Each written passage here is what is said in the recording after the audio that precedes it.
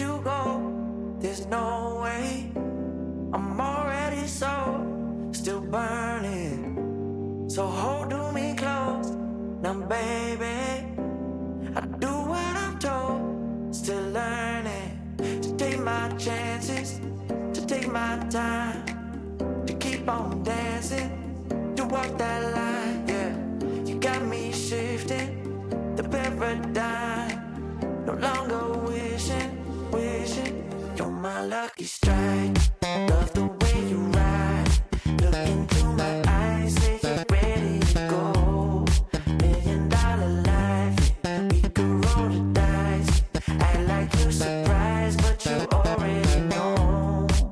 Oh yeah, got lucky overnight. Jackpot when I got the invite. Let me wrap my arms around you, cause I can't go home without you. And my heart just vibe with you, babe. Wanna go sky high with you, babe. Gotta bring you close to tell you that you're my lucky strike. And I got to tell you, if you didn't know, then I got to tell you that you're my lucky strike. And I got to tell you, if you didn't know, then I got to tell you that you're my lucky strike. Cooler than cold, I'm all in. So load up the dice, so heavy. The way that you roll, I'm falling.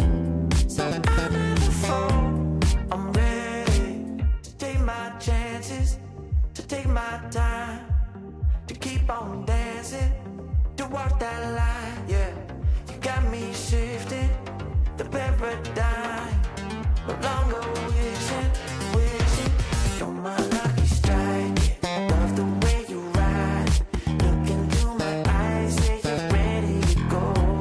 $1 million life, yeah. We could roll the dice, yeah. Act like you surprised, but you already know. You're my lucky strike, and I got to tell you, if you didn't know, then I got to tell you that you're my lucky strike. And I got to tell you, if you didn't know, then I got to tell you that you're my lucky strike. I can't let you go, there's no way. I'm already still burning. So hold me close, now baby. I do what I'm told, still learning to take my chances, to take my time, to keep on dancing, to walk that line, yeah. You got me shifting the paradigm, no longer wishing, you're my lucky strike. Love the way you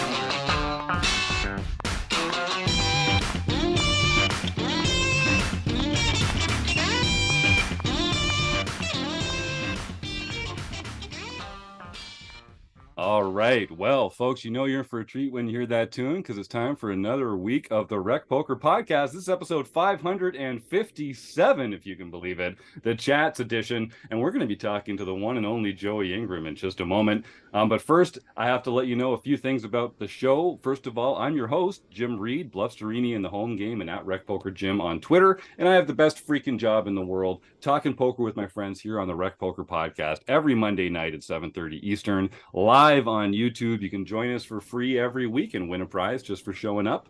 I have to thank our sponsors, the Running Aces Hotel, Racetrack, and Casino. We couldn't do what we do without their support.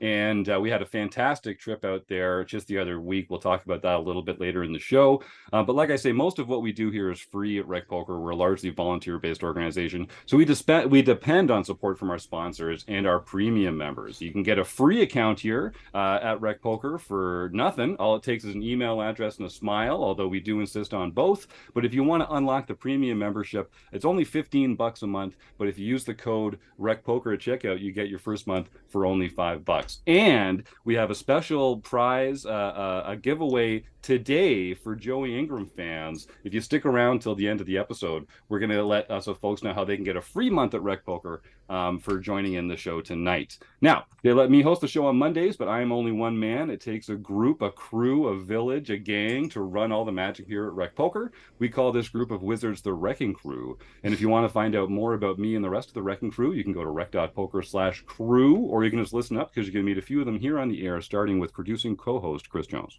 I'm Chris Jones. You can find me 5B5 on Twitter or 5x5 in the PokerStars home game.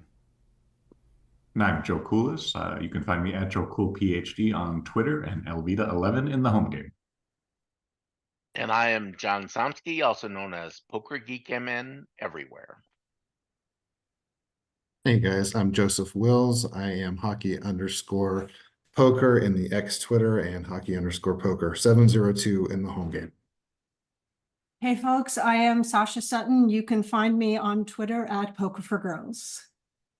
All right, so you heard it here. It takes a group like we talked about. The Wrecking Crew is alive and strong, and we are welcome to be, we're happy to be welcoming Poppy himself, Joey Ingram, here on the RecPoker podcast. Joey, great to have you here on the show. Finally, it only took 557 episodes. We're so excited. 557, yeah. Joe Ingram 1 on Twitter, and I don't have a home game screen name. Otherwise, I read my home game too. But yeah, it's good to be here, guys. You guys got a hell of a crew here. I've heard a lot of good things over the years about your community. So yeah, I'm happy to be here, and I'm curious what you guys have in store for me. I'm on the other side of the conversation here. So yeah, I'm excited to be here, man. I'm excited to talk poker. Well, I love to hear it, and you are excited to talk poker. That's kind of what you're known for. Let's actually start off with that. First of all, get comfortable, relax. Pour yourself a drink. You get to just hang out. Pour myself a drink. Yeah, I kind of was thinking about taking some wine, but I'll see where things go. All right, as long as you're relaxed, because you're off the clock a little bit here. I know I've been working all day. I'm definitely not off the clock. I'm grinding 24 hours a day right now, so I am. I'm always working. But yeah, I see what you're saying. I'm relaxed. Interested to hear what you guys got. When we met in person, I was trying to find out just like, so what do you do for fun? You're like, no, always working, just grinding all the time. There's no downtime. Well, I try to find ways that I get paid to have fun. So I go to events, like I go to a lot of charity, we talked about that earlier, charity series of poker events in Vegas. I love those because I get to go there, I get to have a good time. It's great to support the charities of local charities in Vegas, meet a lot of people. Like I like things like that where I get to go there and, have fun, get paid a drink and have a good time and talk poker. Yeah, well, that does sound pretty good. I'll remind our YouTube viewers, if you're watching this live, if you have any questions for Joey, type them into the YouTube chat. And we're also going to be playing Stake Study Stack a little later in the show. So please type in some famous poker players' names so that we can bounce them off Joey for that segment later in the show. We typically give away a prize at the end of the show to support a local food bank as part of our fight against food insecurity. So stick around to the end of the show and you can win a prize like we do every week. So speaking of like we do every week, Joey, I don't like to put our guests in a box, but you in particular have this really interesting role now in the poker world. And I know like when you started playing poker, you just loved the game, you had some success at it. and you have now, again, I don't want to put words in your mouth. Maybe you could describe to our audience kind of how would you describe it, Jim? How would you describe it? Well, Why don't you let me hear you make a description, then I'll see if I think it's accurate or not. well, you've kind of become this like passionate investigative reporter that like takes on rumors and scandals and debunks them and like gets to the bottom of them. And I think this is just like a little piece of what you do, but I think your reputation has become sort of like this arbiter of truth within the poker world rumor mill, which is such an interesting spot. Is that close to how you think of yourself? I would say that, yeah, I would say that's interesting way you think about it. I didn't really know people thought about me that way for a while, because I always thought of myself as like a big PLO player, and I had a great podcast where, you know, I did hundreds of episodes of my podcast with some of the best players. So a lot of people really like the podcast. They like to hear from the crushers.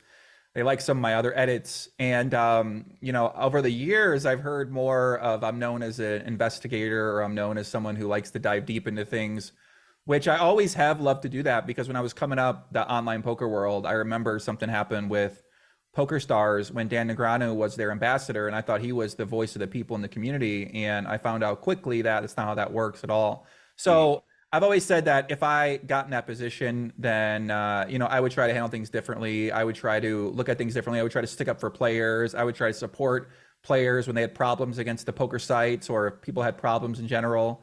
And I definitely understand now why Daniel does not want to deal with any of that shit. And it makes a lot more sense why he was collecting his salary and his equity and, you know, saying more rake is better when he's living the best life. You know, it makes a lot more sense now that I've learned a lot more about what I've learned. So I would say that in the past, I have tried to do that with cases. I've definitely helped out a lot of people behind the scenes, helped out a lot of people on content. And yeah, I would say like during the last investigation I did about the Jack 4 incident, I remember I had a lot of people watching, like 6K people watching me at 6 a.m. And I said, you know, I gotta do something else with my life. I gotta shine this light somewhere else. I gotta figure out another way to use my investigative and research ability to do something else with my life. So ever since then, for about the past maybe year and a couple of months, I've been very focused on a new path. And I would say that my poker investigative journalism days, while they might still be a part of my content and they're always something I can do, you know, I see probably 10 viral investigations right now no one's talking about in poker. Like, it's crazy the kind of scams that are going on. But I think eventually you got to decide what you have time for and what you're going to focus on. So I dedicate a lot of my life to worrying about poker, whatever you want to call it, right? These issues or this investigations. And I'm kind of shifting that elsewhere now.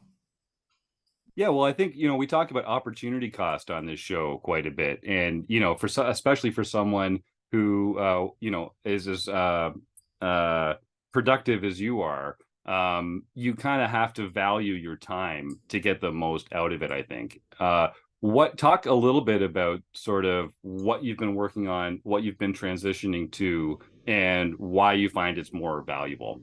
More valuable. I don't know if I've never really been one to really be obsessed with money or be obsessed with like getting the most out of my time, or, you know, because it's real easy.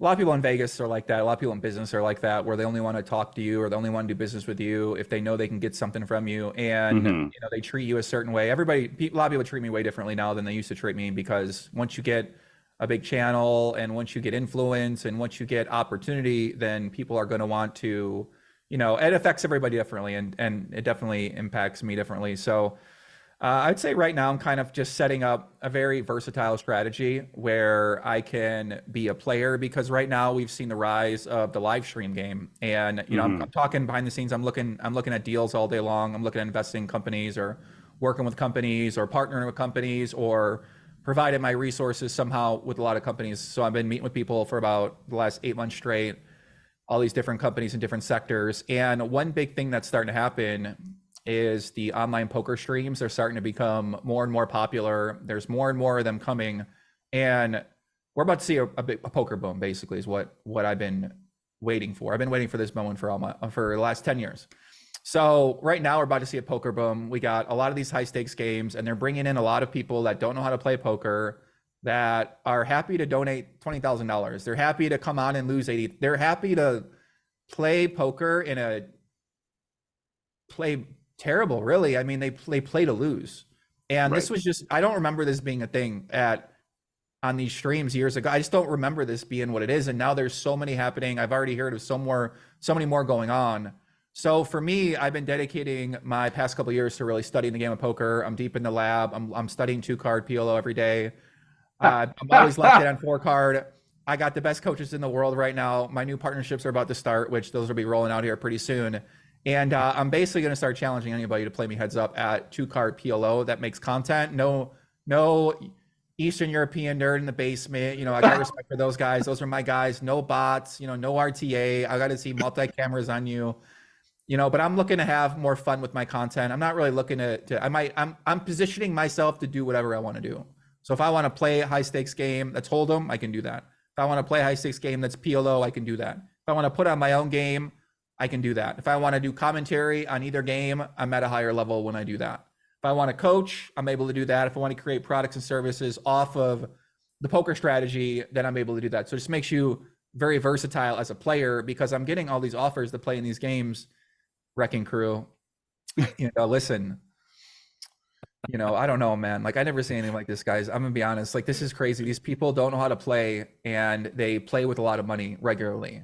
So what would you do in that situation? I mean, I'd be in those games. I'd be in those games, man. Yeah. I'm watching these plays, Jim, and I'm saying, like, I watched Santosh play PLO on this show, and I was like, oh my God. I mean, shout out to my guy Santosh. We got love for him. I don't know if you guys know him or not here, but that guy, these guys play, they're not playing to win anymore. Like, some people are, you got the Wizards that are trying to play to win, but it seems like a lot of these guys aren't playing to win. So that's been one area of my focus lately. Yeah. And I got so many questions coming out of that, but I mean, one that jumps to the top is like, why do you think that is? Is there this kind of, you've talked about this coming poker boom, and I do feel it as well. Do you feel like there's people that just want to make an impression on this market to get some name recognition, so they're willing to come in and be the whale and lose, but lose like spectacularly? Or is there something more going on there?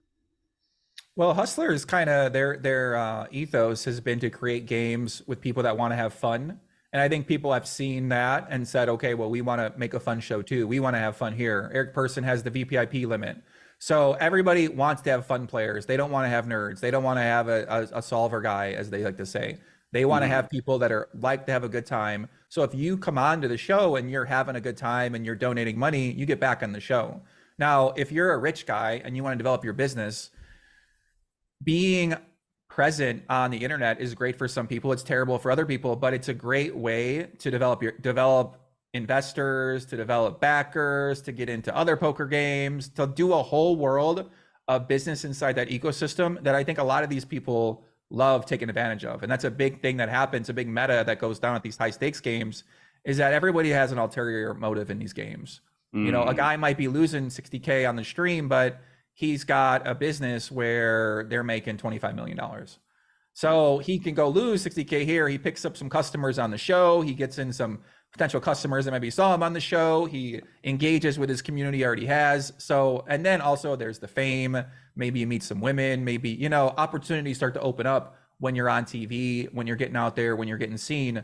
So I think it's like a combination of factors. And then a lot more people are just getting into poker, it seems like these days, and they have a platform to play. They're coming in from the Hustler shows. They're coming in from the Lodge live streams, and they never study. Like, they don't know, they want to be better, but they don't know what that even means. And, even if you do study, you often end up in a lot of spots with weak hands post flop where you don't know what to do anyway.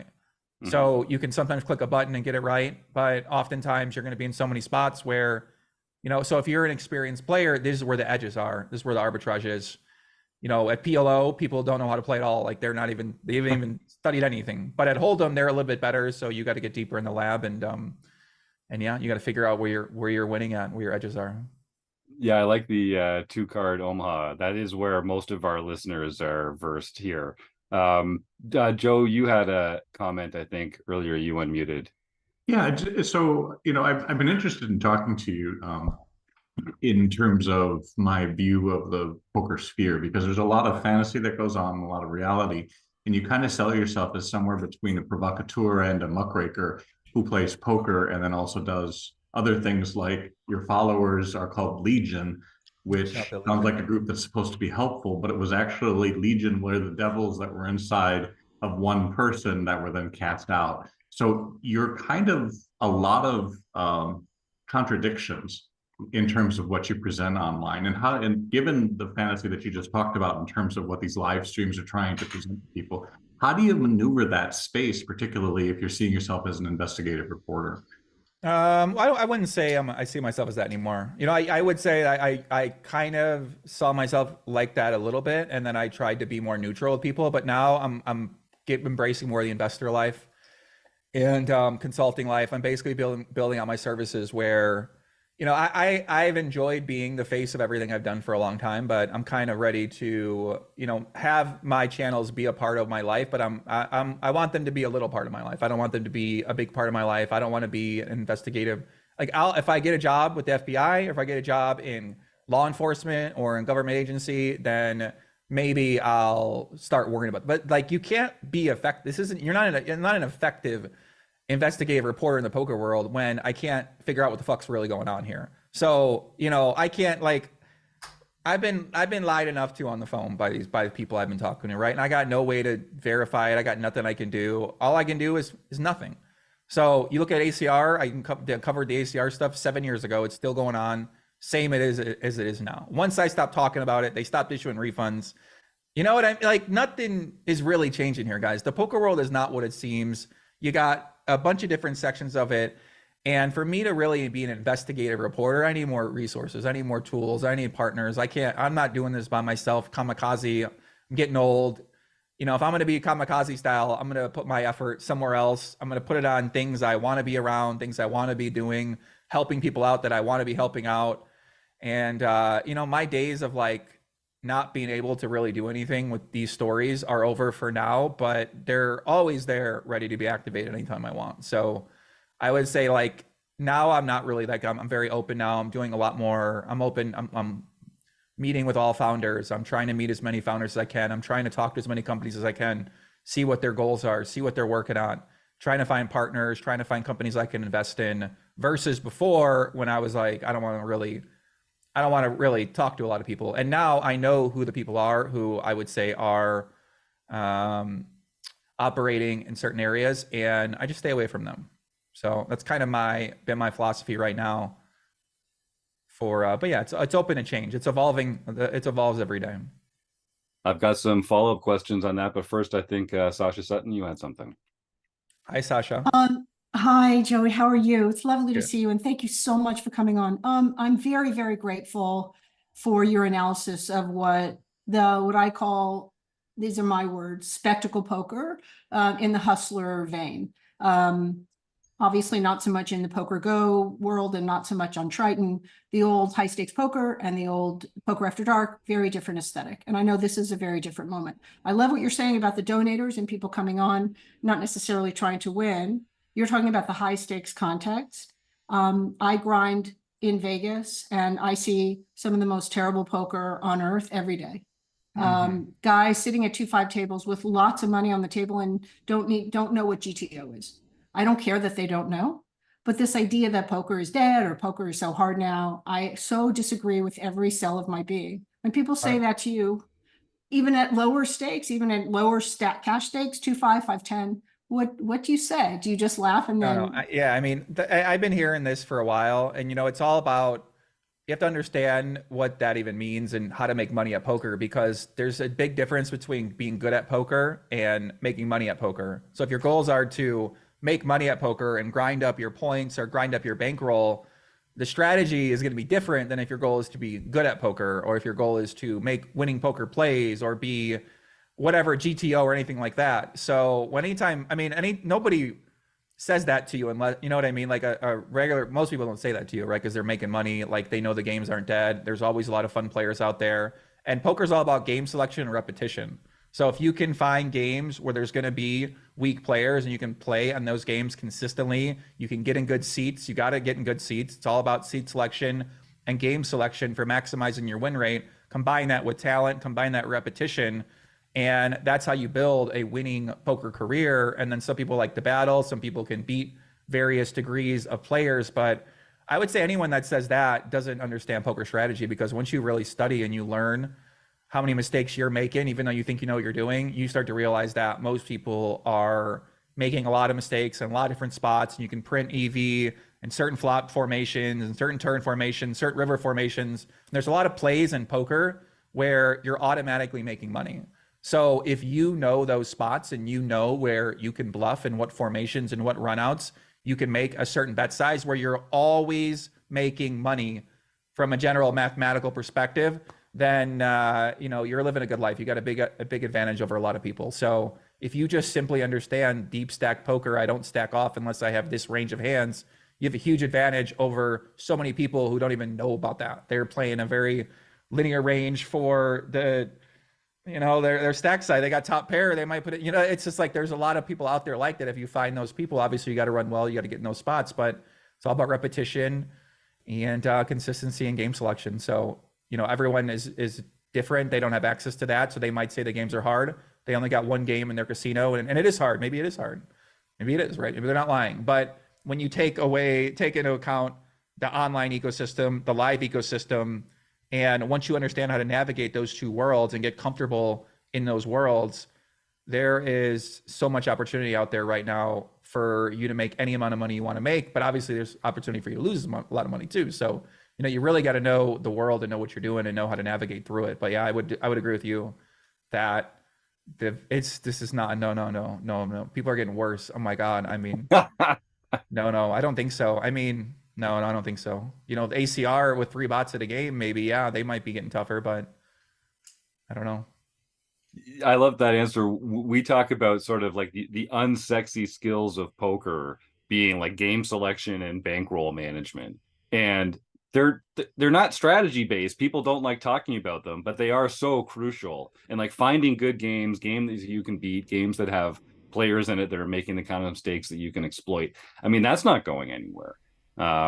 So I think now, and you've got this kind of unique situation where you've built up this profile in the poker world, like we were talking about at the beginning. Now, like, you've got access to some of these fantastic games.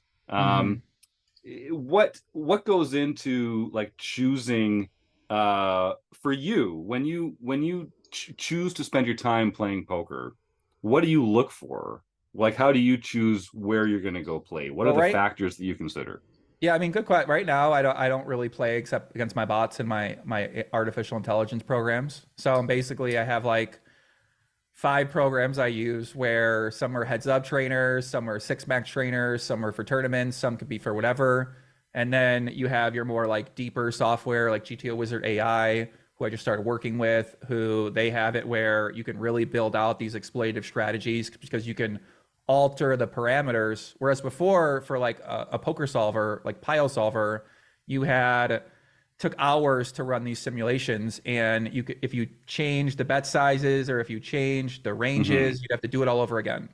But GTO Wizard just bought this company called Ruse, and Ruse was something where they made it where you could edit the inputs, you could edit the range of hands, and you could edit the bet sizes, and in real time it gives you alternative strategies.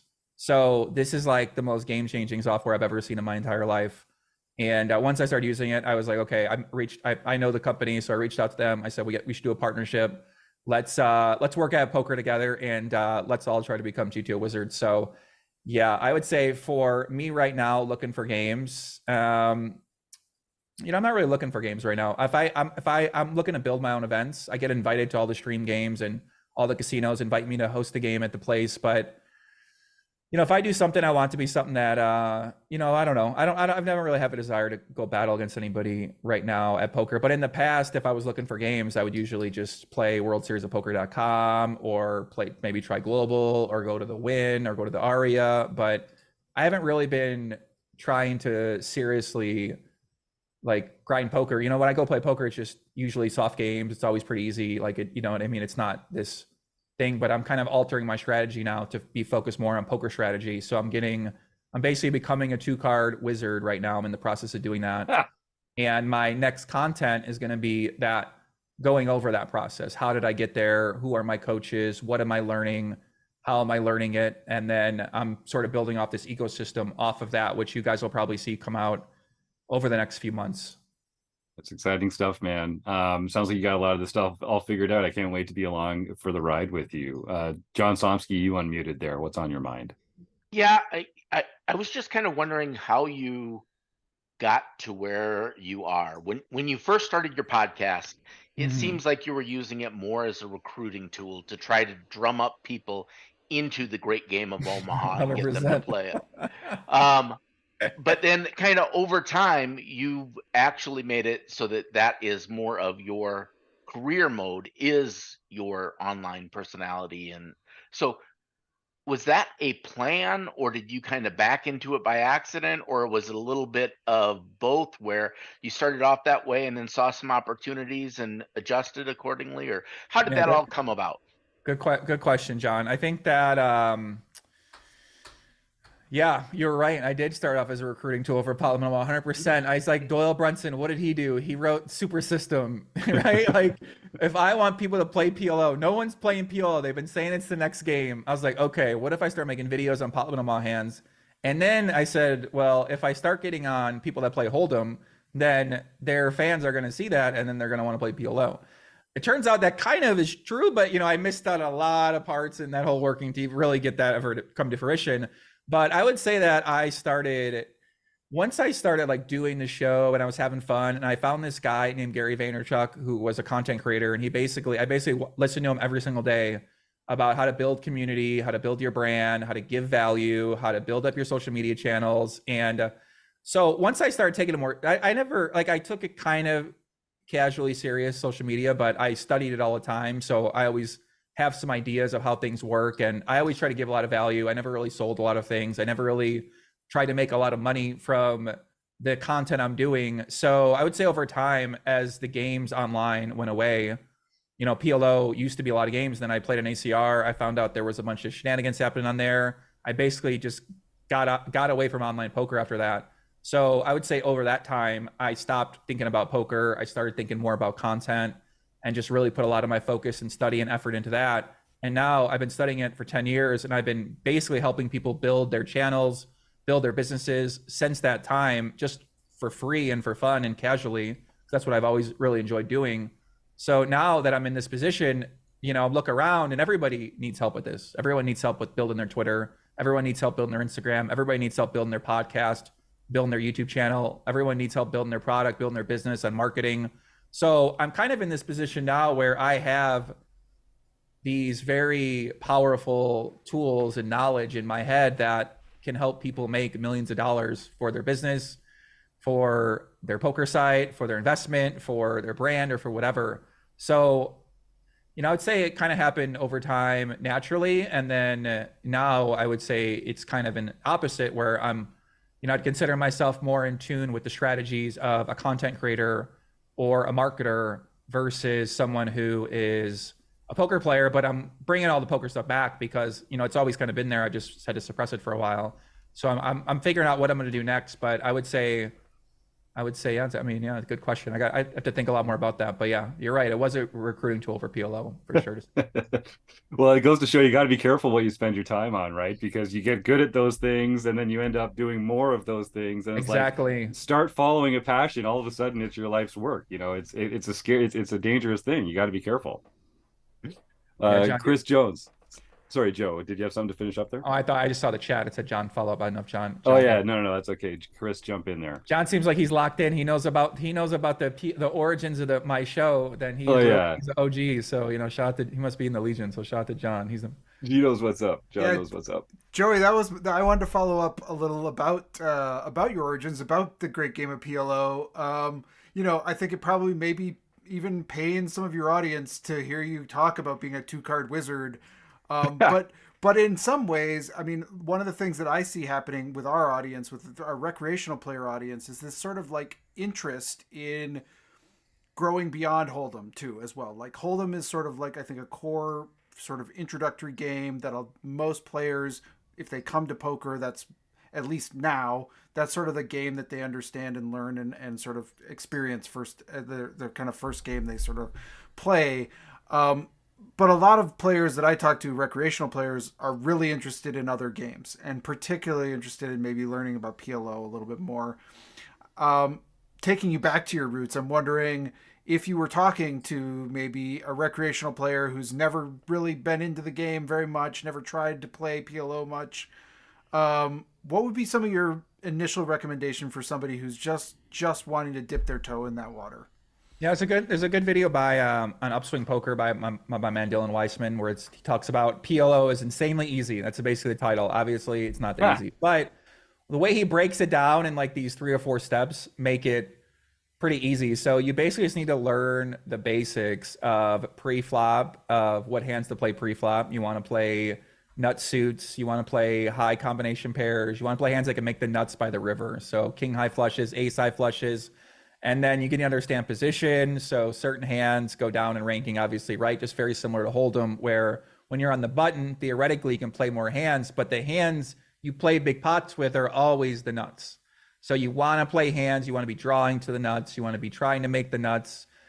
And that's extremely, extremely important because a lot of people get trapped in playing big pots with bottom 2 pairs, with the worst straights, with the idiot set, bottom set, and I call it the fucking idiot set, but that's the way you get into trouble once you end up in that land. So, most people want to play a lot more hands naturally when they play PLO because they get 4 cards, but you really got to think about how your hand works together, and suits are really matter, and all the different combinations in matter.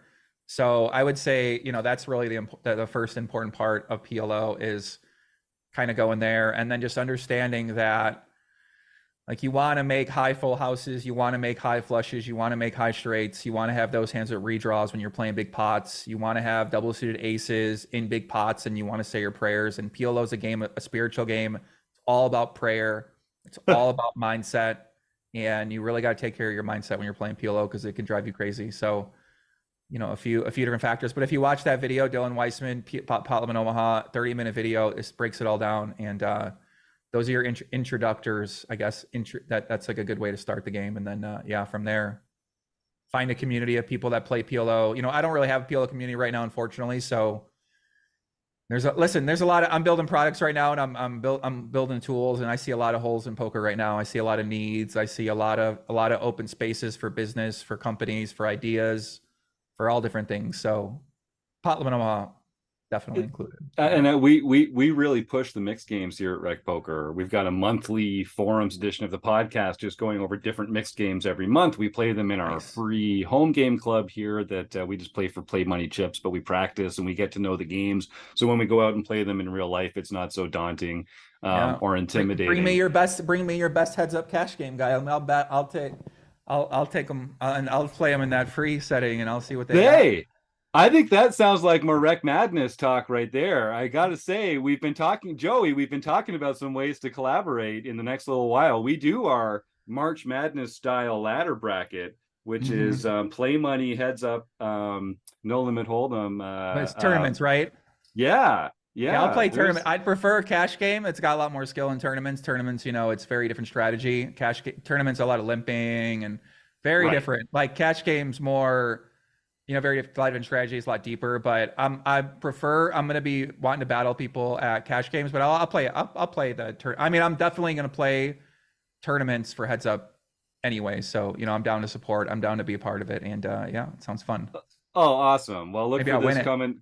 I think you should. Coming up in March, we'll be talking to Joey about some Rec Madness participation. We've got a lot to get excited about. Joseph, you guys got a lot of things going on here. Oh my God. We are an active group. We are I gotta do my due diligence, like study you guys' breakdown on how you guys are doing these events and stuff like that. You guys got a good thing going. That's right. Well, we kind of invoke you on the show from time to time. Every time someone's like, well, you guys get up to a lot. It's like, okay, don't get poppy on us. We're going to go deep. We're going to get deep into the investigation into how we do it all over here. But no, that sounds really exciting, man. Joseph, you had something you want to jump in with, I think. Actually, 2 questions, or a question and a follow-up. But when you were talking about, ACR, and we've seen the controversies with them and like GG Poker, are you seeing that more in the high stakes? Because obviously a lot of what we do here is more on the recreational side, so the smaller stakes. Are you seeing that with the smaller stakes as well, or is it more in kind of the nosebleed games?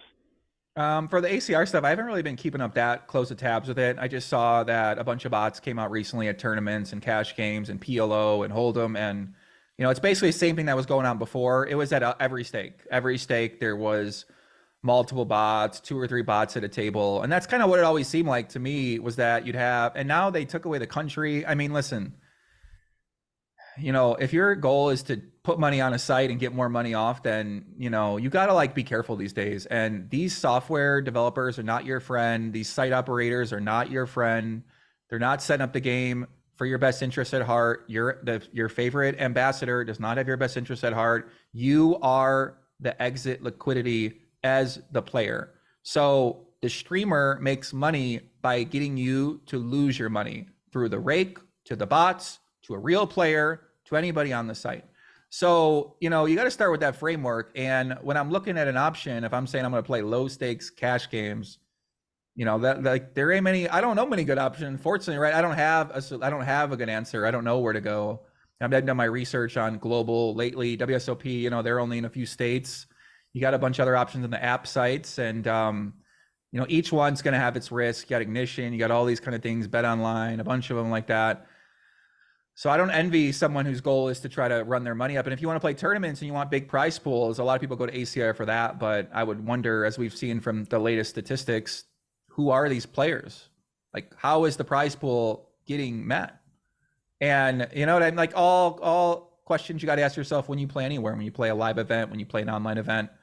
But I would just say one thing I've really noticed lately is that these site operators, they got an agenda, and their agenda is to take your fucking money.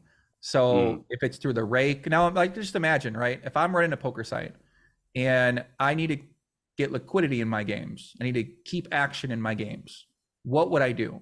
Would I go to the RecPoker crew and I say, hey guys, like come fill up some games? Or would I call up a software company to say, hey, why don't you put in these programmable profiles that are going to play whatever style I want?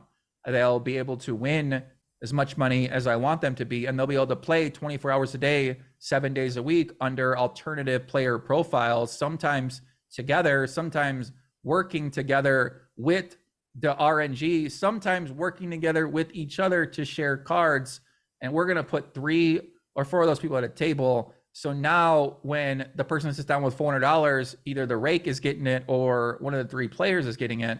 So if you were running your own poker site and that was an option to you, and the only thing that was against you was nothing, then what would you do? Now, most people would say, I wouldn't do that. But other people would say, yeah, that sounds normal. It sounds actually a great idea. Actually, that sounds smart. Why would I not be doing that? So once you dive deeper into this world, you're going to meet all kind of founders, all kind of people that look at all these things differently. And, it's pretty scary as a player, right? So, like for me, I wouldn't say I'm looking to, to rely on online poker at all. Not to say not a lot of people aren't making a lot of money, because there's a lot of ways you can build strategies. You can bum hunt, game select, go in the deep end, go in the gray area, go in any area, really. I mean, there's a lot of area, whatever color you want, you can find these days. So, everyone's got to decide on their comfort or risk and their goals for their finances when it comes to poker online. So yeah, there's some content I'm working on about this. I'm gonna be diving deep into this soon, exploring this world. Sounds like it. Joseph, follow up? Yeah, looking forward. Yeah, just keeping with the recreational side of things, and you were talking about GTO Wizard, and I've heard a lot of good things about it.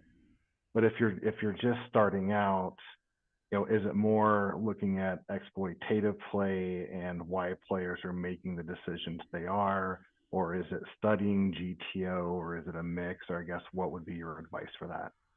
Yeah, it's a good question. I don't really think it's like the best program for people. Like I'm trying to figure that out for learning, because you really have to understand how to use the program. And I don't think most people are going to take the time to understand how to use the program. So, you're kind of just, you're learning things, and you're learning things based on a set number of ranges that are more heads up situations. So I wouldn't say necessarily it would be the best tool to use if you want to learn multi-way, which a lot of recreational players are playing multi-way. So you can learn a general strategy in certain situations, and you can take some of those heuristics or some of the, kind of like simple ideas and apply them to other situations when you play. But I would say the Wizard specifically is a little bit more for advanced players. And if you want, I would say you should take the time to learn how to use it. Any player is going to get benefit out of it, but it is pretty challenging. Like you said, you got to learn, okay, well, what am I learning here? And then how am I changing from this information? And what am I going to do? So it can be a little complicated. Last chance in the YouTube chatters. If you want to get a question in for Joey, we're going to be wrapping up the interview shortly. So if you've got any questions, type them in, and also stick around because I mentioned we're going to give away some prizes, compliments of Joey Ingram here at the end of the show. So don't go anywhere. We'll get a few more questions for Joey, and then we'll wrap this up. Sasha, you had something, I think. Joey, I want to thank you. A couple years ago, you reached out to me. You were interested in my perspectives on women in the game, and I really deeply appreciate somebody with your credential having this awareness. I think that we're in a golden age for women in tournament play for lots of different reasons. Women on the cash side, as you know, those numbers tick up extremely slowly. The cash moment for women, the cash environment is mostly okay and often not okay. It's a hard sell for me in terms of talking to women about coming onto the cash side. What's your sense of things for women in live cash these days? I would love your perspective. Yeah, it seems like women, there's a lot of initiatives right now designed to create safe spaces for women, to help educate them, to help bring them along in terms of their poker experience with Poker Power. And we got a lot of these more corporate, I'd say corporate successful women who are coming into poker and starting companies, starting foundations, playing on streams, playing on shows, trying to support women. So I see some indicators that seem pretty good. In terms of playing cash games, I guess like public games, I guess like maybe be a little more specific on the question. Just in terms of live cash, low, mid stakes. I mean, I know exactly one woman playing, I know two women playing 5-10, for example, that I see on a regular basis. Yeah. Lots of women, many more women are in 2-5 tables at the major casinos here in Vegas. Yeah, I'm not really monitoring the demo right now for who's playing cash games. Like I would say I'm unaware of most things that are at lows that aren't at high stakes in Vegas right now. So like I know the general trends on where 10-20 and above in private games. Like I'm more in that private game world now and the event world and home game world, where that's why I'm paying a lot of my attention to. So the public games, to me, the last place I want to go is play is a public game, really. Like ever since I started playing with my bots, I go sit at the win now, even playing PLO. I don't know. It's not really something like I'm looking to do more of unless I'm playing with friends or unless I'm organizing the game or anything like that. So I'm a little bit, I'm just not as educated right now on that, but I'm like you said, I reached out to you a couple of years ago, and I'm always reaching out to people. I always like hearing what people got to say and what their perspective is in the poker world, because I'm only focused on a very small part of it. So I'm talking to people that are, running the companies or people that are creating the events or creating the content. So I'm not really able to be everywhere and stay in tune as I used to be in certain parts, because now I'm kind of evolving outside of that. So yeah, it's a good question. I imagine it's, always got to get more popular. It just seems like more women are playing to me, and you got a lot of great ambassadors. You got Kristen McNell out there. She's been raising her profile. You got Maria Ho, who's really, to me, taken it to a couple other levels lately with winning Game of Gold. And, she's always on Instagram making a lot of great content. She does a lot of commentary, works with the biggest companies.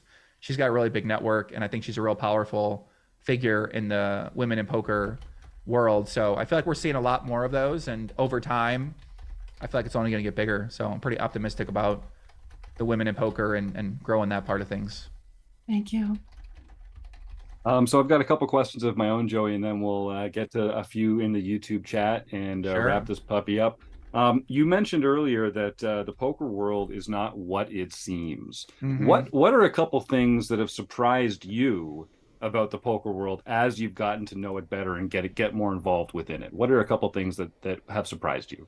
I'm going to take a photo for my purposes, and I'm going to answer that good question, because that's a really good question. And a lot of things surprise me, Jim. Some things you can talk about, some things you can't talk about. But sure, basically one thing, and I could go into this for 3 hours. I've thought about how I would make a video on this for a while, but it's basically there's a big fugazi where, you know, none of this stuff what it seems like. Most of these people aren't who they seem. The game isn't what it seems. Like we're not playing poker. We're playing, I call it like wealth extraction, where you think you're playing poker, but you're not playing poker. You're playing, I'm taking your fucking money. So a lot of these people that get in, you're like, you go on a poker site, you see cards, you see chips, a flop came, bets went out there, but this isn't poker. This is something else. It's a vehicle for people to take your money. That's what I've really distilled this down to. When you had ESPN back in the day, what were they telling you? Mike Matusow, all these guys on TV, they're all the best players. And when I was watching that, I was like, yeah, like, fucking, the guy's got a red name. He's a guy. This guy's got to be good. These guys are so good. Like, these are the good players. Oh my God, I want to be just like them. I want to be like the pros. I want to be like the red players. And then I realized over time that Full Tilt Poker is paying for marketing. They're a sponsor. PokerStars is a sponsor. So what happens? You're seeing this now. We're running this whole playbook back now, right? I'm on the opposite side now, where I'm the one who's in that position. So I'm like, I've always wondered, like, what is that like? What is this real? Is it this? Is it that? And I realized it's all bullshit. It's all a fugazi. It's all these companies getting paid to tell you something that who knows if it's true. Are these people good at poker? Who fucking knows if they're good at poker? Are they winning? Are they making money? You know, these deals people have, they don't even, like, nothing is what it seems. None of these games are going to be oftentimes what they see. You see 9 people at a game, you don't realize 7 people in the game got the same investor. That investor, not even in the country. You know? So not to say every game is like that, not to say that, but that's how a lot of games are. And that's how poker is, right? They hype you up and sell you, get you excited, and then you want to go play. You don't realize that people are just using this as a way to take your money. They're not begging you to beat you at cards. They don't care if they're the best player. They think you're a fucking idiot, that you would go sit down in the game and play the game. So, you know, like I said, like, that's the biggest thing I learned over time, is that you got to be careful. You got to be locked in. You got to be focused. You got to watch where you're playing. You got to watch who you're playing with, and you got to be better than ever. And you got to be more diligent than ever about your table selection, because otherwise you're going to get taken advantage of. Just like I got taken advantage of early in my career, just like people are still getting taken advantage of forever, right? That's how poker is. Poker is not, it's not what it seems, right? There's low stakes, there's fun poker, there's rec poker, you know, there's every poker league you can imagine, but there's everything's kind of mixed in between. So it's easy, as someone said earlier, spectacle poker. You know, it's easy to look at spectacle poker and let it get you hype, let it get you excited, and then you want to go play and you want to battle and you want to go into the game. But, you know, little do you know, the 3 guys there, they've been working together for 25 years.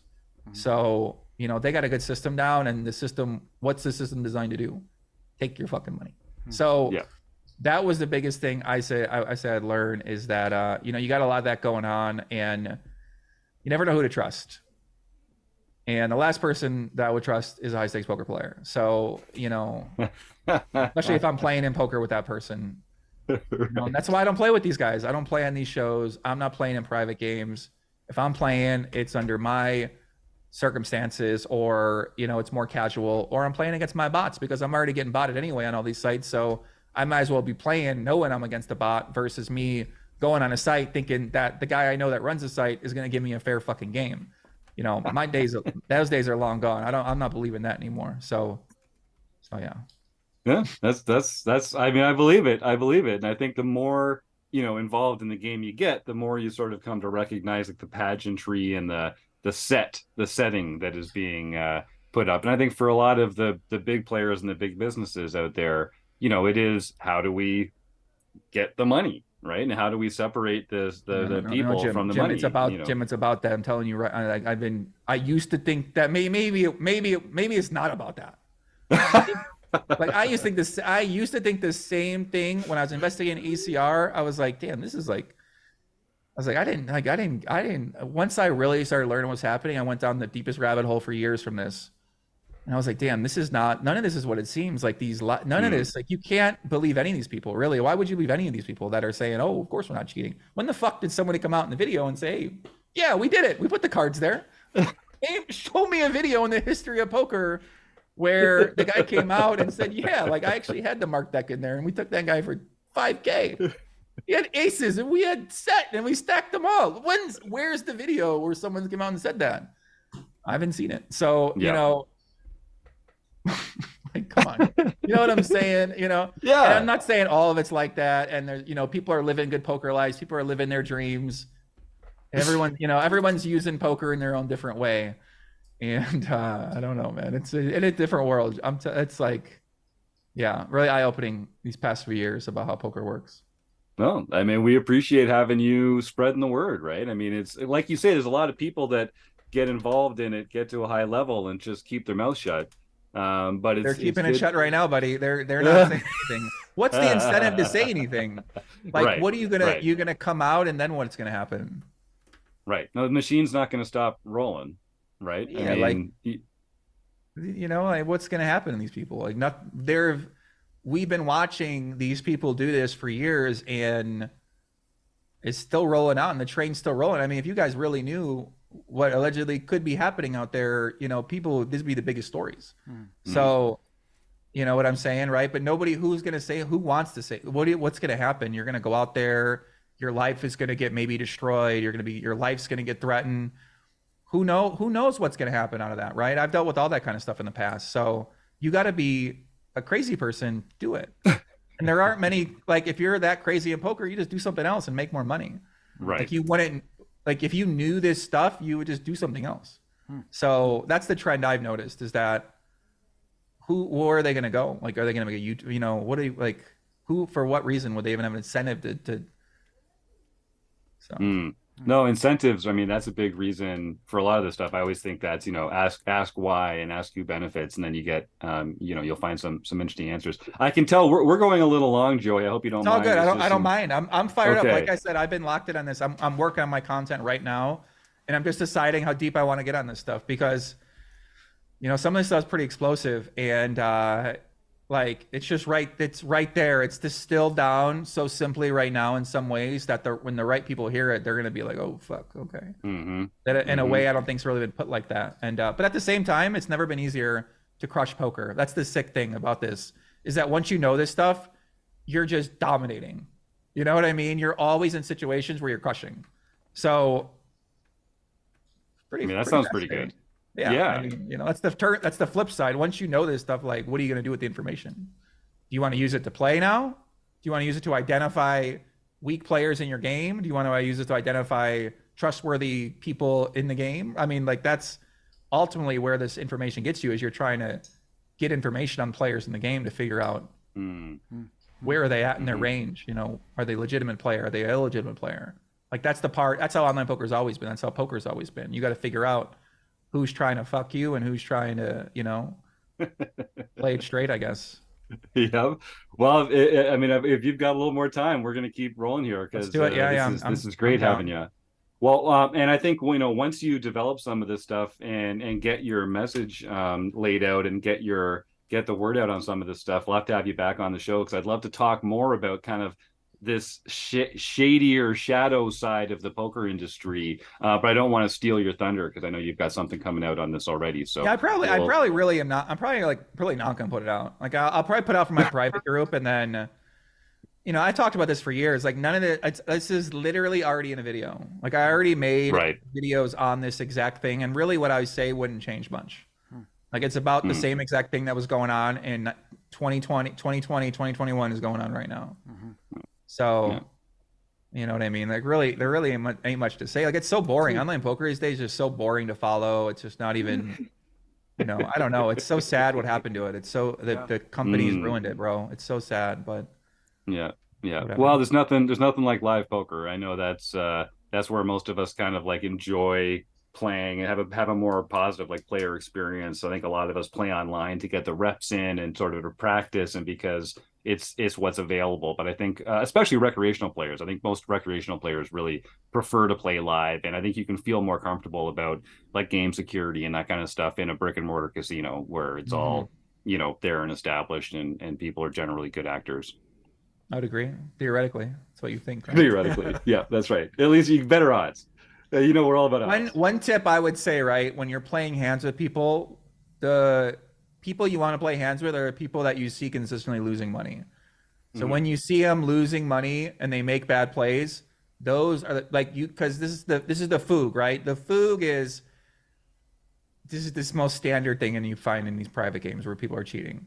The guy's playing a lot of hands and he's playing, but he somehow got 700 big blinds. How's he got 700 big blinds? How's he? He did that 3 sessions in a row. This is when you start. All right, who'd the guy come with? You know, who's he looking at? Who's he talking to? Like where? You know, that's when I might do a due diligence and go through your entire life and figure out everybody you know, right? Like that's when you would, you see what I mean, right? So Yeah. but just a simple tip: you want to find people that are. This is how you avoid this: is you see at a table, okay, that guy's definitely he's playing. I mean, come on, like you know, and that's how you. That's the only way you know for sure. So, Yep. Take it. Game selection. Do that with what you will. Yep, I love it. Let's pivot a little bit to some of the positive things in the poker world right now. Joey, you've been very generous and offered to collaborate with RecPoker a little bit going forward on some fun features or some ways that our members can get more Joey Ingram in their lives. I'll ask our audience. This episode is going to come out at the beginning of February. Email me, please, jim@rec.poker, and suggest some fun ways that you'd like to get more involved with Joey Ingram and RecPoker, and some fun ways that we can work together to brighten your day in the poker world. And if you're in the YouTube chat, type it in there. Yeah, because Joey, I want to do more of this fun stuff. You got such a great attitude about this. I just enjoy talking to you so much about this. What are some things, like you've got all these options now, and you've built this up perfectly. So like you said, you can play 2-card, you can play 4-card, you can coach, you can add commentary, you can consult, you know, that's what success looks like to me, being able to choose how to spend your time. So let me ask you this. What do you like to do the most? What do I like to do the most? That's a great question. What do I like to do the most? If there were no, you know, strings attached, just like no strings attached. I really like I love consulting and working with companies, and I started doing a lot of advising companies and a lot of startups, and I've always really liked people helping people build their business or promote themselves, or I've always loved helping people get famous and get really well known and make a lot of money and shine the light on them. So that's why I really like working with founders, because I feel like I've been a founder for so long. I've worked with so many founders. I have a very empathetic for the struggles that goes into building a business or building a company or building your social media channels and figuring out how all of that kind of stuff works together. So I'd say I love doing that. I love playing heads up hold'em. I love researching pretty much a lot of different topics right now pertaining to investing or banking or finance or you know, what's really happening out there in the world. The language is another one of my main topics right now I like to study. So, you know, I'd say those are my favorite things right now, is a combination of play heads up, study poker, study my other topics, and work with the companies I'm working with. So yeah, I got some fun projects I got now, and it's all starting to come into fruition, you could say. I love it. It's great. It's great when a plan comes together. I was going to have that be the last question. I know Chris has a couple in the YouTube chat, but you've just pulled one more out of me. Joey, in your life leading up to your career in poker, did you have these sort of skills? Is this a natural affinity of yours? Did you consciously work on them, the studying and knowing what you wanted to get more into? How much of this is new to you since you've entered the poker world, and how much is it just an extension of your earlier life? Yeah, good question. When I was younger, I used to play sports a lot and play online games. So I like to compete at online games. Specifically, I played a game called checkers, which not many people play, but checkers or chess. I used to play these speed checkers games where it was 1-minute matches. And I must have played like 100,000 of these matches where I'd battle everyone in the lobby. Basically like poker, but heads up checkers. 1-minute matches, so it's speed. It's like fast. So I got really good at that. I would climb up the ladder on that. I would always play Madden competitively on PlayStation, and I would climb up the rankings on that. So I always had an affinity for trying to beat the games or run up the games, or, you know, I just thought that's the only way to play games. And then I was always into sports, and I played sports up until I got into high school. And then once I got out of there, I started getting into working out and promoting, and, you know, so that really was the pipeline for me playing online poker, because I basically just played 24 games. I played speed poker, played like 7 million hands. So like I built my strategies and built my, sort of off that. And then that took me into content, which is kind of natural because I always loved talking to people for a long time and asking questions and getting to know you and taking a deep dive into your life and seeing where the conversation takes you, which was my podcast. You get paid to do that, right? It's like, oh, it's pretty interesting. So, and then as I've gotten older, I just study a lot. I study all the time now. So I'm always researching. I'm always learning about, mindset. I used to have a mindset-based business where I would coach people and have mastermind groups, and I'd always dedicated myself to trying to become the best poker player I could be. And poker is all about mindset.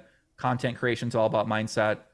And it seems like investing is really all about mindset too. So, I'm like trying to set new goals now, and I got a little away from goals for a long time. And before I always set out to be the best poker player I could be, try to become one of the best in the world that I could be, try to become one of the best content creators or become the best podcaster, or now I want to become the best investor, the best builder of products and tools and helping people out. And so I've just sort of reframed out of the way I used to think about things and took it down a new path. And then off of that, I'm building out new goals and new indicators that show me I'm on my path. I'm setting out to achieve what I said I'm setting out to achieve. And yeah, I guess it's evolved over time, but I've always tried to be good at what I did. Not to say I've always done it, and not to say I always can do it and execute on that, but I've always tried to aspire to do that, and with varying results and different things. Yeah, well, and when you're taking pride in your work, it's easier to do it. It's more rewarding. It's more validating. I think we get more out of it. So that makes a lot of sense. So again, I'll just remind our listeners, you don't get many opportunities like this. Send me an email, jim@rec.poker, and suggest some fun ways for Joey to get more involved with RecPoker and some fun stuff to do. So Joe, Chris has a couple questions. He's gonna go ahead. You guys got something. You guys got a few. Go ahead. I don't mind. Obviously I don't get to talk to you guys that often, but I'm down to come back on. So if you guys have anything, in the future, you can always bring it to me then too. But yeah, go ahead. I can feel chapter 2 coming up a couple months from now already. I think John could talk to me for 5 hours himself. Oh yeah. He seems like he got a lot. He seemed like he got a lot in his head. I can already tell he's like ready to fucking fire over there. Not sorry. Definitely true. Definitely true. So Joey, I got one question from the YouTube chat, and then I've got then we're gonna go into our game Stake Study Stack, which I'll explain to you in a second. Okay. So the question comes from Lachlan, and he wonders how you feel about PLO 5. Do you believe it's more than a cash game? Does it have any potential to be a growing MTT type game, PLO 5? I don't play that game. I heard good things about it, but I don't play that game. That ain't my game. 5 card.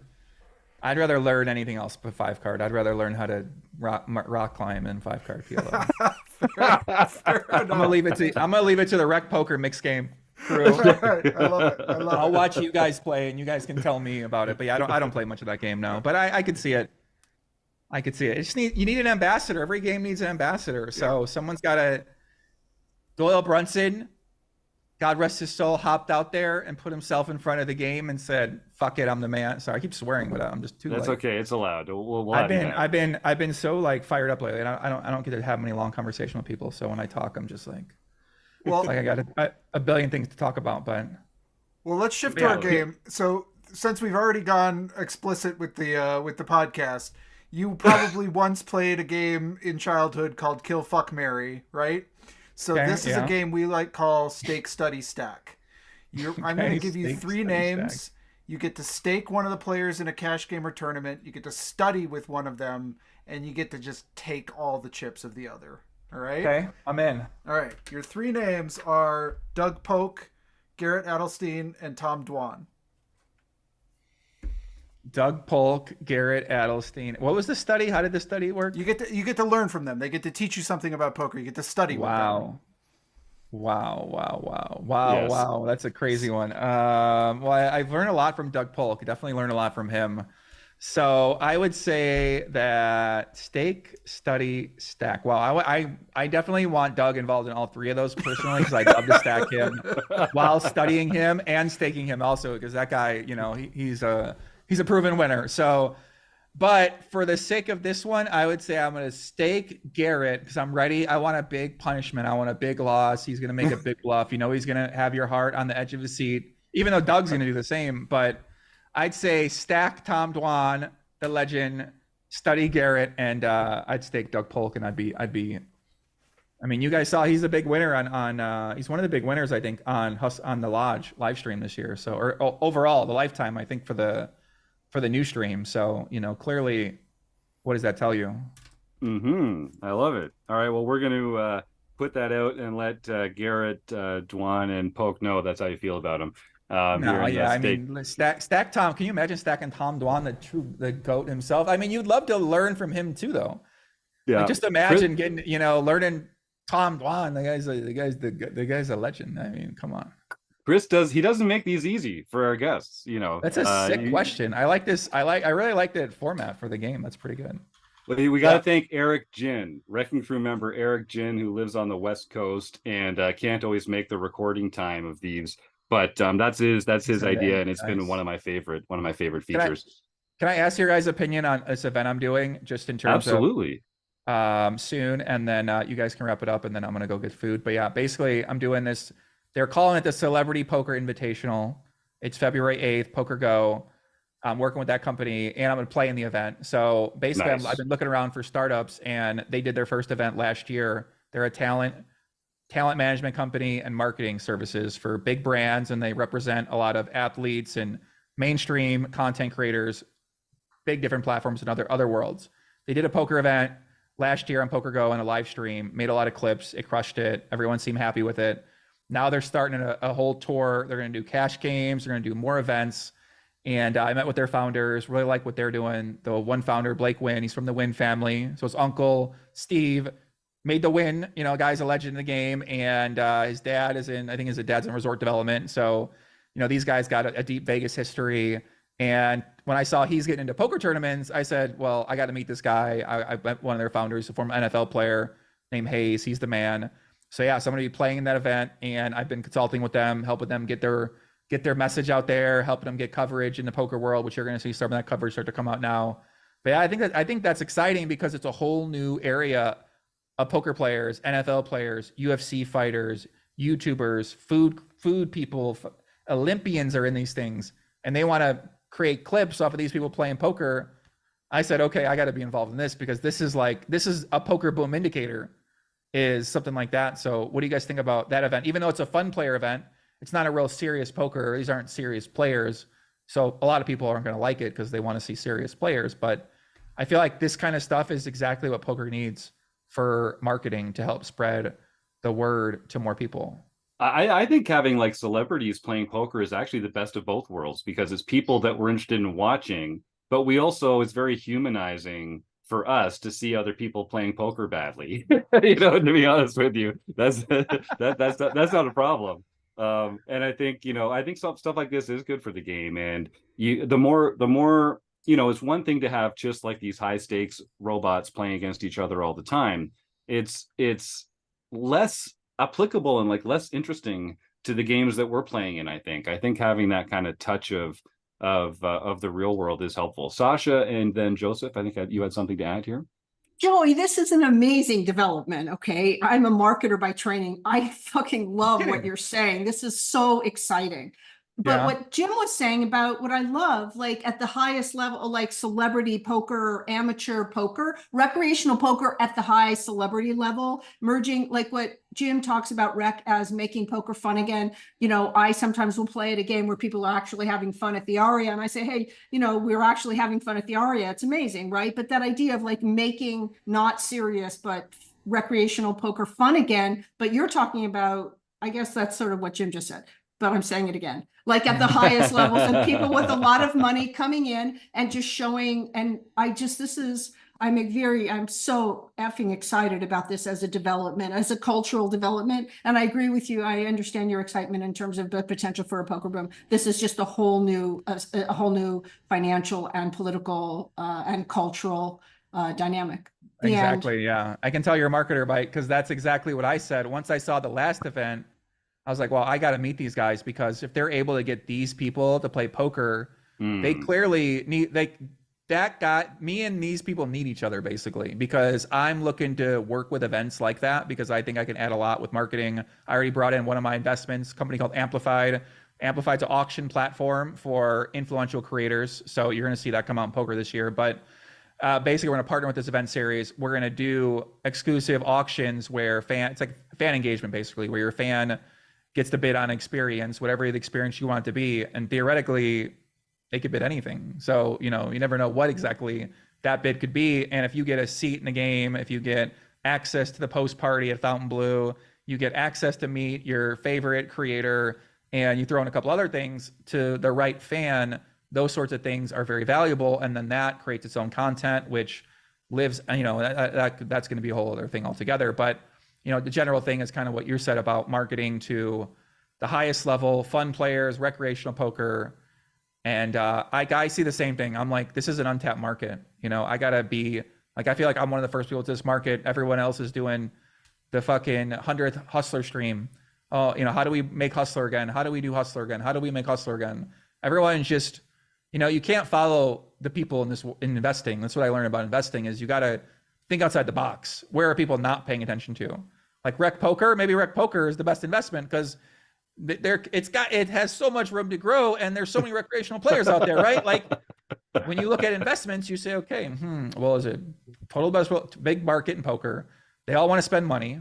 What can they buy? They need a product to buy. Well, they can buy training, they can buy this, they can play the game. Well, they can buy access to communities. So that's some of where my next stuff is going to be going in the future. But yeah, I know Joe, you wanted to say something about that, Joe, as well too. Yeah, Joe, jump in. Yeah, no, I'm just gonna say, yeah, celebrities can play poker, but they, can't watch significant others play football. But but yeah, just kind of talking about this, it sounds a lot like what Stout's doing with the charity series of poker, and obviously I'm always plugging that whenever I can because he does get a lot of gets celebrities, sports stars, just people within Vegas or even. I think Seidel's coming to the next one. Actually, it's on the 8th, so you won't be there.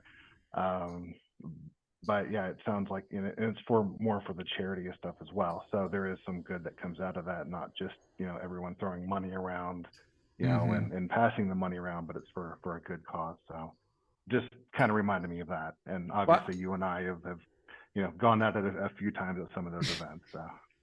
Yeah, I would say that was a big inspiration, was going to those events, seeing how I have so much fun when I go there. I'm always always looking forward to going, and I love talking to the people there. It's always a good time. I met so many people there I keep in touch with. I just got a suit from one of the guys I met at the awards ceremony last month, this guy Tommy.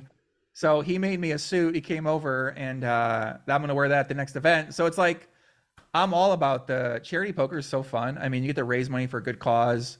Nobody's taking it that seriously, and those events have been really eye-opening in a lot of ways. So, yeah, I love those events, and I feel like I was going to add one more thing on top of that, but no, I don't think I can remember. But yeah, we'll have to wait till we have you back, Joey. So we're going to close out the interview with our speed round, and then we're going to give away some prizes. I'll just announce the prizes now. So normally we do a raffle here. To support our fight against food insecurity around the world. I tell people, pull out your smartphone and Google food banks near me, and you'll find an organization nearby that can benefit from some dollars from your wallet, some non-perishable food items from your pantry, or maybe a few hours of your time volunteering this week. Normally, we raffle off a prize to give away, but we were chatting on Twitter. And for this week only, this podcast is going to come out on Friday, February, he said, vamping 2nd. And so if anyone uses the code LEGION between now and February 2nd, the Friday where this episode comes out, they're going to get a free month here at RecPoker. This is just our way of saying thanks to Joey's fans who are tuning in live tonight. And we've got a bunch of other fun stuff planned coming up, but this is just the tip of the iceberg. Folks, let's do it. Yeah, I guess I'll leave it with that. So basically, I'll give you a little bit of the way I'm thinking about it. Yeah. So for this for that offer, this is the way I'm thinking about it. So I have the Legion, right? And the Legion is ready to. They want things to do. They want places to go. They want products to use, poker to play, good lives to live. So my approach, I've been thinking about it, is that I want to reach out to companies that I like and have them create a special offer for the Legion, where because I'm about to start my next my group, like a community as well. Like you guys have a community, I'm going to have a few different communities. You're kind of going to see how it's going to, if you pay attention, then you'll see how it's going to work. But basically, inside of my club, in my community, in my headquarters, whatever you want to call it, I have my official training partners, I have my official community, I have my official hotel, I have like these, I wouldn't say like official vendors in some ways, but basically companies I have a prearranged deal with where we have a special offer. So let's say they sign up for GTO Wizard, maybe they get a free month, maybe they get access to a special GTO Wizard chat or something like that. If it could be literally, put anything on that, but maybe they get a discount, maybe they get 20% off for a year or something like that. So it kind of could be anything. And that's one way I'm trying to differentiate the offers that my partners are going to have. And that was kind of what I was thinking here, where, hey, I'm out there doing something. I go, oh, you're a recreational player. Like, you got to go to RecPoker.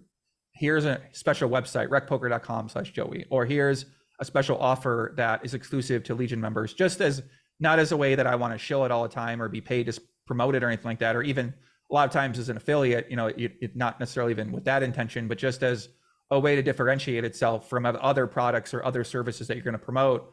And that way people theoretically, I've had a lot of success with this in the past. So that was what I was thinking about with this idea, just to give you a little more context. And that way, if you guys are thinking about, how can we build something or put something together, you kind of go from that starting point, and then let's do something exciting, do something cool, right? I don't know. Yeah. I love it, man. Well, what about a RecPoker cash game stream on one of these like shows? Yeah. What if you guys did something where it was like a show at like Studio 52 in Vegas, and then you did a giveaway where you got to have a RecPoker community member playing that game, and then they got to have that content, and then you get that content, and then you get to, you know what I mean? So just an idea. I'm just like rushing to say yes immediately. That sounds like a freaking phenomenal idea. A phenomenal idea. You Sounds guys like are for your visit in June, Jem, when you're out here for the series. Yeah, exactly. Well, as you can see, we're still working on some of these offers, some of these fun ways to work together. So it's not too late to get some suggestions in. Joey, we have this speed round that we usually do at the end of the show, but we're kind of going long. You still want? All right, we got time. It is a speed round. I don't mind. Listen, I don't even do any poker pod. You guys don't understand. I haven't done a poker podcast, and like, I can't remember the last time I did a poker. I don't talk to anybody in poker. That's what I mean. Like, Jim, I've heard so many good things about you, and I was like, yeah, like, fuck it. Let me go support the RecPoker community, because like, if you guys post this for your community, I think they're probably going to be like, dang, you guys are getting the hardcore people on here. Like, how are you guys getting these people on here? Right. So then other people are going to want to come on the show. You can say, hey, we have Poppy on here. You can go to other people and say, hey, come on. This could be like a whole thing for you that you never know, right? It could go anywhere. It feels like it. Yeah. Right. Like, you guys can now you guys can say, hey, we had Joey on the show. He endorsed the show. He likes the show. Why don't you come on my show? So now you get to get access. You get to get a good reason to ask anybody to come on your show now, which is kind of cool. I'll tell you, man, nothing warms my heart than hearing you say, oh, I've heard good things about what you're doing with the RecPoker community here, and that like RecPoker is making, the recreational poker world a better place. Like, when I heard you say that, it's just like, God damn, like, yes, this is what we're doing. This is a passion project for all of us here on the Wrecking Crew. We love poker. To do this? I mean, some of us do coaching on the side. We have a premium membership, and we kind of run this as a co-op. I share the profits from the membership with everyone on the Wrecking Crew. So the greater we make it, the greater we all benefit from it. But we're a small organization. It's not much more than beer money. We're mostly here just because we freaking love this, and we love making the world a better place. John, you've got something. I was going to just say, some of us make multiple cents per hour for the. Yeah, literally. Some of us are in the double digits of cents per hour, if you think about it. So, yeah. So it's extremely validating to hear that, and I love it. And I think you guys all got jobs. You're saying everyone. Oh yeah. Sasha's a marketer. Jim, you actually Everyone, got a job. You're not. No, you're no, not, no, no, no, no, no, no. Sasha is actually No, I'm a a cash grinder. grinder. Yeah, I'm a Sasha is grinder. a I okay, cash took the okay, grinder. plunge, Joy. Yeah. Okay. I just bought by training. Yeah. Oh, But you're a local sicko. I get it. Okay, you're yeah, crushing that's it. 100%, Dang, 100%. what a But yeah, beast. most of us have day jobs or we're retired, and this is just what we love doing. And we probably spend more time on it than makes a lot of sense financially. But that's not a motivator for us. We That's love awesome. poker. We love making the recreational poker world a better place. And it's kind of like I say, it's turned into this thing where I feel like we are making a difference. People reach out from time to time on social media or email or stop me when they see me in the casinos and, give us some positive feedback. I know that's true for other Wrecking Crew members as well. So thank you very much for the kind words. And like I say, it just means a lot that the movers and shakers kind of feel like we're doing good work for the poker world. That's fantastic to hear.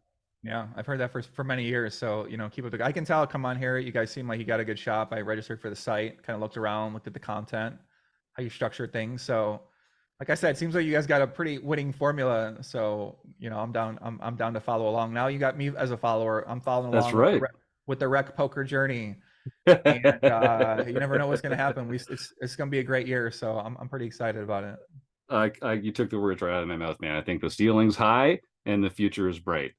Well, let's dive into speed round. Come on, let's do it. Speed round, closing the action. This man's got to eat. All right, here we go. So this is we call it closing the action. We want quick, fast, short answers. The top thing on your mind. If you have to think about it, just say pass, and we'll move on to the next one. Okay. Okay. We're gonna start with an easy one. Here we go. Closing the action with Joe Ingram. What is your favorite poker hand? Aces. Is poker a gamble game or a skill game? Skill game. What's your biggest poker pet peeve? People that beat me in the hand. Good answer. Yep. Is Die Hard a Christmas movie? Definitely. Is Ace King a drawing hand? No. In tournament poker, are you pro chop or no chop? No chop. What player type are you? Very aggressive. Is a hot dog a sandwich? Yes. What's one thing you're afraid of? The YouTube section. Shit. The comment section. The comments, yeah. No, don't go there. Should vacations be lazy or busy? Both. Depends. What's your favorite brick and mortar poker venue? The Win. Yellow light coming up. Slow down or speed up? Speed up. Definitely. For tournaments, register early or max late reg? Probably register early. Right? I don't know. I'm not professional like those guys. Like those, I know. Look out, right? What's your favorite color? Red. Who is your poker nemesis? Poker now. I don't have a poker nemesis. When you were growing up, what was your favorite holiday meal?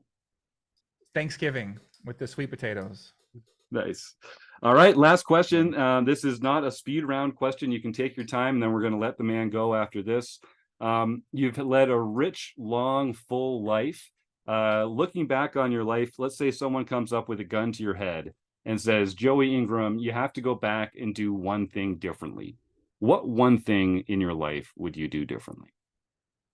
If I had to go back and do one thing differently, I would have started investing when I was 7 years old, and I would be the best investor in the world already right now. So that was what I would have done differently. I would have started investing when I was like a little kid, and yeah. Good answer. All right, I'm just doing some quick math here. You got 914 points in the speed round. Great work, Joey. That's well ahead of the curve there. How do you? Excellent. What's the scoring you guys use? What do you? We have a proprietary system that we use nice. we keep behind the curtain here, but it's totally not just made up. It's definitely not just a made up number every episode. That would come right out of the whatnot or whose line is it anyway? That was it. It was whose line is it anyway? You're a regular Clive Anderson there, Jim. Clive Anderson. Yeah, there you go. Joseph Wills knows. He knows what's going on. But you should feel proud of that one, Joey. There's some previous guests that are going to be very disappointed to hear that you scored in the 900s. I'll say that much. That's very impressive. Put on the leaderboard. Let's get it. Let's get him on the leaderboard. Joey, If folks want to say thank you so much for coming on the show, what can they do? Can they subscribe to something? Can they join something? Can they sign up for a newsletter? What's your best way? I think right now, probably best ways are Twitter at Joe Ingram1 or Instagram, PoppyGTO. I'm not super active on both, but I check my Twitter all the time. So if you want me to see it, mention me on Twitter, and I'll probably be able to see it. Or you could send me a message on IG, and then it'll go in my other folder. But yeah. Okay, fantastic. Well, I see Taylor Moss in the YouTube chat. Taylor is the guy that runs our Marek Madness. It's really his baby. So I'll be putting you two in touch. We're going to have some fun in March right around the corner. Joey, thank you so much for coming on the RecPoker Pod. And for all this time, boy, we really took you at your word here. We took a lot of your time. We got to some great places in the interview. I'm so grateful, and I can't wait to talk to you again sometime real soon. Yeah, thanks everybody. Chris, Sasha, John, Joe, Jim, appreciate you guys very much. And yeah, I'll get out of here. I'll let you guys keep it moving, and we'll talk soon. If any of you guys want to chat anymore, just hit me up. Everybody in the chat, I don't have YouTube open, but if you're watching out there in YouTube, shout out to everybody in YouTube, shout out to everybody who's watching from the Legion, and more content coming soon. We'll be back. But yeah, enjoy, guys. Thank you so much, and look forward to seeing you guys again. Keep it up, Joey. Do you, man. Cool. Take care. All right. See everybody. All right. Well, folks, a reminder, if you're listening live or you're listening to this on the day it comes out, try your first month of RecPoker Premium membership for free by using the code LEGION at checkout. And if you're listening to this on the second day after it comes out, February 3rd, 2024 or later, you can always get your first month for only $5 using the code RecPoker. John Somsky, why don't you take us through some recent results in our home game club, and then we'll get this out the door because we got to go record the forums edition in no time here. All right. Well, I will move quickly. On January 22nd, Swedish Fishy 77 Lars got his first nightly victory for the year. Isenma got his first nightly victory for the year. Bone Crusher 14, Marcel Dusik got his first nightly victory for the year. Torinor Joshua Campbell won the daily mixed event. Roadstar got his first international victory for the year. East Coast Bitter Ben Enslow got his second international victory for the year. And then Izama once again won the LPP event. So he can contact info at rec.poker for his free month at Learn Pro Poker. Amazing. Yeah, send that email, info at rec.poker. Congratulations, Spike. And congratulations on all our winners. And a shout out to Ben Enslow, who's got 2 victories in the month of January. He is on track for his goal of 21 RecPoker wins in the month of 2024. So yeah, congratulations on the first 2, Ben. I hope that continues. We have gone long here, folks. If you're a premium member and you're listening live, if you're watching live, we're about to record the forums edition of the podcast where we chat strategy. If you go to the Rec.Poker homepage, you'll see the calendar there. Just click on that Zoom link. Come and join us as we take a post from the RecPoker forums and talk about it on the forums edition of the podcast. I guess I got to just thank the Running Aces Hotel, Racetrack, and Casino for their continued support. We couldn't do what we do without them. They're a fantastic sponsor, and we're very grateful for them. Joey Ingram, what a great guest. We're definitely having him back on again. And maybe someone is even going to be able to play against him in our Marek Madness in 2024. I got to thank John Somsky, Sasha Sutton, Joseph Wills, Chris Jones. Joe was in here as well. But anyway, you, the listeners, everyone in the YouTube chat, thanks so much. Another rockin' week of the RecPoker podcast. See you next week.